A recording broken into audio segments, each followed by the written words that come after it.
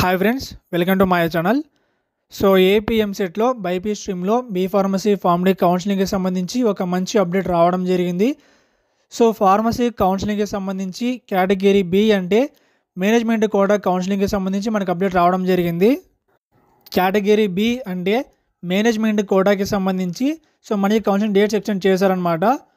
So ఈ వీడియోలో మనం కేటగిరీ బి అంటే మేనేజ్మెంట్ కోటా కౌన్సిలింగ్కి సంబంధించి డీటెయిల్గా తెలుసుకుందాం, కాబట్టి ఎక్కడ స్కిప్ చేయకుండా మొత్తం చూడండి. సో కేటగిరీ బి అంటే మేనేజ్మెంట్ కోటా దేనికోసం అంటే ఎవరికైతే ఎంసెట్ కౌన్సిలింగ్లో ఫ్రీ సీట్ రాలేదో వాళ్ళు కేటగిరీ బి ద్వారా కౌన్సిలింగ్ అటెండ్ అవ్వచ్చు అనమాట. కానీ మనకి మేనేజ్మెంట్ కోటాలు ఎలా ఉంటుందంటే మనకి టోటల్ 4 years ఫీజు కూడా మనం పే చేసుకోవాల్సి ఉంటుంది.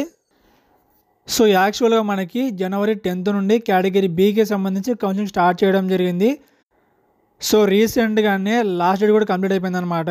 కానీ Andhra Pradesh private pharmacy colleges management వాళ్ళు ఎంసెట్ కౌన్సిలింగ్ చైర్మన్కి రిక్వెస్ట్ చేయడం వల్ల మళ్ళీ మనకి కేటగిరీ బి అంటే మేనేజ్మెంట్ కోటాకి సంబంధించి డేట్స్ ఎక్స్టెండ్ చేయడం జరిగింది. మనకి ఎప్పటివరకు ఎక్స్టెండ్ చేశారంటే February 5th వరకు మనకి ఎక్స్టెండ్ చేయడం జరిగింది అనమాట.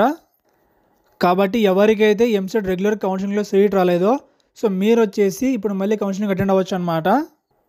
కానీ మెయిన్ పాయింట్ ఏంటంటే 4 yearsకి కలిపి కాలేజ్ ఫీ మీరు పే చేయగలిగితే మాత్రమే మీరు కౌన్సిలింగ్ అటెండ్ అవ్వండి. కాబట్టి బాగా గుర్తుపెట్టుకోండి. మనకి సైట్లో February 5th వరకు మన డేట్ ఎక్స్టెండ్ చేశారనమాట. సైట్కి సంబంధించి లింక్ కూడా కింద డిస్క్రిప్షన్లో ప్రొవైడ్ చేస్తాను, మీరు అక్కడ క్లిక్ చేసి చెక్ చేసుకోవచ్చు. సైట్లో మనకి ఇక్కడ కనిపిస్తుంది కదా. మీరు ఏం చేయాలంటే క్యాండిడేట్ రిజిస్ట్రేషన్ దగ్గర క్లిక్ చేయండి. అక్కడ క్లిక్ చేసి మీ డీటెయిల్స్ ఎంటర్ చేయండి. చేసిన తర్వాత మీ డీటెయిల్స్ని ఎంటర్ చేసి మీరు అక్కడ కాలేజ్ సెలెక్ట్ చేసుకోవచ్చు అనమాట. అంటే మన స్టేట్లో మీకు నచ్చిన కాలేజ్ మీరు సెలెక్ట్ చేసుకోవచ్చు, మీరు అక్కడ సెలెక్ట్ చేసుకొని జాయిన్ అవ్వచ్చు అనమాట.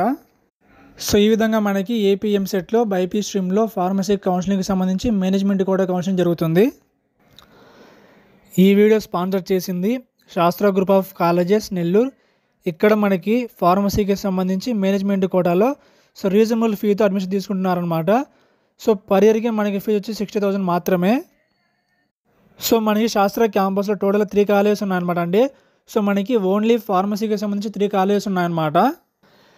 ఈ 3 కాలేజెస్లో కూడా మనకి మేనేజ్మెంట్ కోటా సీట్స్ అవైలబుల్ ఉన్నాయన్నమాట.